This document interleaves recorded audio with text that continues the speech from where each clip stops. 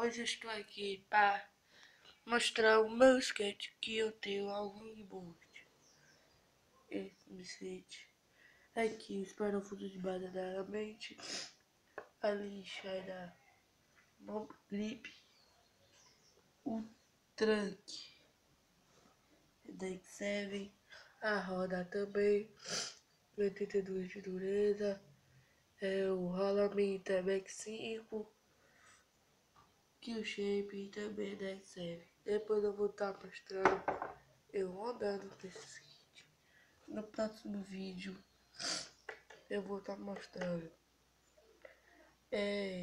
Depois aí eu acho que eu vou comprar outro skate pra mim. Que esse daqui já tá mesmo me servindo. É isso daí, galera. Dê o seu like, compartilhe o vídeo. Falou, valeu, tchau.